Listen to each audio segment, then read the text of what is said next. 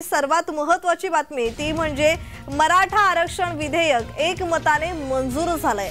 ओबीसींच्या आरक्षणाला धक्का नाही तर विशेष अधिवेशनात मराठ्यांना स्वतंत्र 10% आरक्षण दिलं गेलेलं आहे। आता अधिसूचना काढल्यानंतर 16 तारखेपर्यंत त्याला सूचना हरकती होत्या आणि नाना 6 लाख हरकती आलेल्या आहेत। तर आता 6 लाख हरकतीची छाननी सुरू आहे आणि छाननी सुरू असल्यामुळे त्याची योग्य ती प्रक्रिया पूर्ण करून कंप्लीट प्रोसेस पूर्ण करून त्यावर सरकार योग्य तो निर्णय घेईल।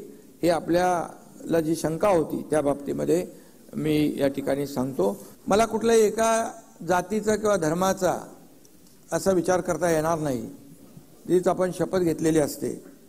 आज या अधिवेशनाच्या निमित्ताने मी समस्त राज्याला परत एकदा सांगू इच्छितो की ओबीसी बांधव असो किंवा इतर कोणताही समाज असो, आम्ही कोणाच्याही आरक्षणाला धक्का न लावता मराठा समाजाला शैक्षणिक आणि नोकरीतलं आरक्षण देण्याचा निर्णय घेतलेला आहे।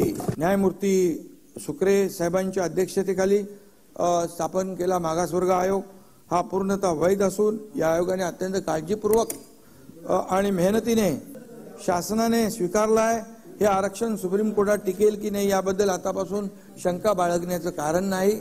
यामध्ये आपण हा जो कायदा करतोय तो पूर्णपणे टिकेल आणि कायदेशीर निकषावर टिकून राहील या बाबतीमध्ये आपण शंका बाळगण्याचं कारण नाही। आपण खात्रीपूर्वक या ठिकाणी तो टिकूया।